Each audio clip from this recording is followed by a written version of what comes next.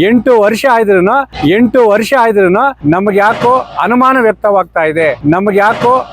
ವ್ಯಕ್ತವಾಗ್ತಾ ಇದೆ. ಶನಿವಾರ ಭಾನುವಾರ ಆಯ್ದ್ರೆ ಆಂಧ್ರ ತಮಿಳುನಾಡು ತಂದು ಇಲ್ಲಿ ಗುತ್ತಿಗೆ ಕೊಡ್ತಾ ಇದ್ದಾರೆ. ಎಲ್ಲಾ ಸಂಬಂಧಪಟ್ಟ ಎಲ್ಲಾ MLA MP ಇರ್ತಾರೆ. ರೈತ ಸಂಘದಿಂದ ಎಚ್ಚರಿಕೆಯನ್ನು, ಅಪಘಾತಗಳಾಗಬಾರದು.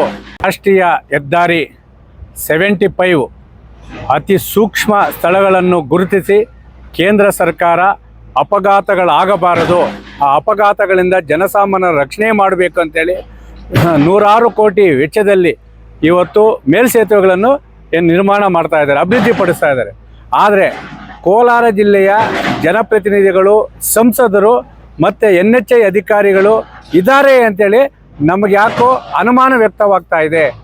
ಈ ಒಂದು ಅತಿ ಸೂಕ್ಷ್ಮ ಸ್ಥಳವಾದಂತಹ ನರಸಿಂಹತೀರ್ಥ, ಇದು ರಾಷ್ಟ್ರೀಯ ಹೆದ್ದಾರಿ. ಈ ಕಡೆ ಚೆನ್ನೈಗಿರ್ಬೋದು, ಆಂಧ್ರ ಆಗಿರ್ಬೋದು, ಇವತ್ತು ಸಾವಿರಾರು ವಾಹನಗಳು ಇವತ್ತು ಓಡಾಡ್ತವೆ. ಅಂತಹ ಯಾಕಂದರೆ ಈಗ ತಿರುಪತಿಗೆ ಹೋಗ್ತಾರೆ, ಆ ತಿರುಪತಿಗೆ ಹೋಗೋದು ಪ್ರವಾಸಿ ತಾಣ. ಇದು ಶನಿವಾರ ಭಾನುವಾರ ಆಗಿದ್ರೆ ಆ ಟ್ರಾಫಿಕ್ ಎಷ್ಟು ಮಾತ್ರ ಆಗ್ತದೆ ಅಂದರೆ, ಈ ಒಂದು ಬ್ರಹ್ಮರಾ ಕಂಪನಿಯ ಶ್ರೀಧರ್ ಅಂದವರು ಒಂದು ಮಾಲೀಕರಿಗೆ ಇದನ್ನು ಗುತ್ತಿಗೆ ಕೊಟ್ಟಿದ್ದಾರೆ. ಆದರೆ ಅವ್ರು ಇದಾರೋ ಇಲ್ಲ ಅಂತೂ ನಮಗೂ ಗೊತ್ತಿಲ್ಲ. ಯಾಕಂದರೆ ಇಲ್ಲಿ ಕರ್ನಾಟಕದಲ್ಲಿ ಯಾರೂ ಇಲ್ಲ, ಆಂಧ್ರ ತಮಿಳುನಾಡು ತಂದು ಇಲ್ಲಿ ಗುತ್ತಿಗೆ ಕೊಡ್ತಾ ಇದ್ದಾರೆ. ಈ ಒಂದು ಕಾಮಗಾರಿ ಪ್ರಾರಂಭವಾಗಿ ನನ್ನ ಪ್ರಕಾರ 7 ರಿಂದ 8 ವರ್ಷ ಆಗಿದೆ.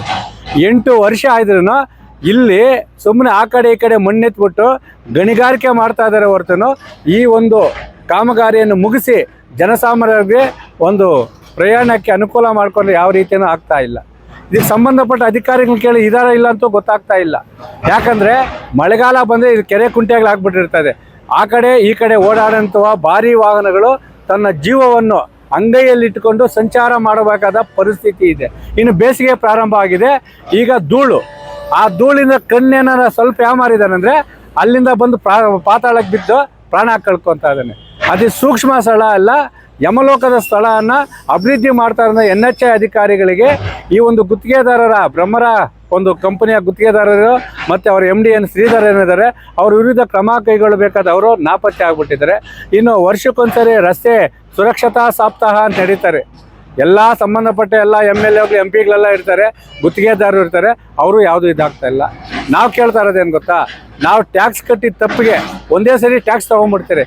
ಟ್ಯಾಕ್ಸ್ ಕಟ್ಟಿದ ತಪ್ಪಿಗೆ ನಾವು ಈ ರೀತಿ ಆಮೆಗತಿಯಲ್ಲಿ ಕಳಪೆ ಕಾಮಗಾರಿ ಮಾಡಿ ಆ ಒಂದು ಸೇತುವೆಗಳಲ್ಲಿ ಬಿದ್ದು ಸಾಯ್ಬೇಕಾ? ಅಲ್ಲ, ಯಾವ ಒಂದು ಪಾಪ ಮಾಡಿದಾರೋ ಜನಸಾಮಾನ್ಯರು ಗೊತ್ತಾಗ್ತಾ ಇಲ್ಲ.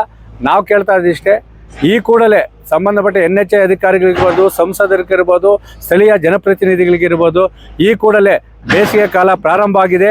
ಇನ್ನು ಒಂದೇ ಒಂದು ತಿಂಗಳಲ್ಲಿ ಮತ್ತೆ ಮಳೆಗಾಲ ಪ್ರಾರಂಭ ಆಗ್ತದೆ. ಮತ್ತು ಮಳೆಗಾಲ ಅಂತ ಹೇಳ್ಬಿಟ್ಟು ಕಾಮಗಾರಿ ಮಾಡದೆ ಸಂಪೂರ್ಣವಾಗಿ ಮತ್ತೆ ಸ್ಥಗಿತ ಮಾಡ್ತಾರೆ. ಆದರೆ ಇವ್ರಿಗೆ ಬಿಲ್ಗಳು ಮಾತ್ರ ಮಾಡಿಕೊಡ್ತಾ ಇರ್ತಾರೆ. ಈ ಕೂಡಲೇ ಸಂಬಂಧಪಟ್ಟವರು ಇದಕ್ಕೆ ಕ್ರಮ ವಹಿಸಿ ಬ್ರಹ್ಮರಾ ಗುತ್ತಿಗೆದಾರ ಏನು ಶ್ರೀಧರರಿದ್ದಾರೆ ಅವ್ರನ್ನ ಕರೆಸಿ ಇದನ್ನು 30 ದಿನಗಳಲ್ಲಿ ಒಂದು ಕಾಮಗಾರಿಯನ್ನು ಸಂಪೂರ್ಣವಾಗಿ ಮುಗಿಸಿ ಅಭಿವೃದ್ಧಿ ಮಾಡಬೇಕು.